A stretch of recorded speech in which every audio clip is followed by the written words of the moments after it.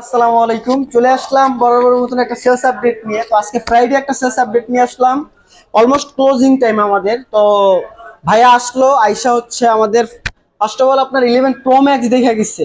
তো ভাইয়ের কাছ থেকে শুনি কি অবস্থা, ভাই কেমন আছেন? এই তো আলহামদুলিল্লাহ। কোথা থেকে আসছেন ভাই? আসলাম ডেমরা থেকে।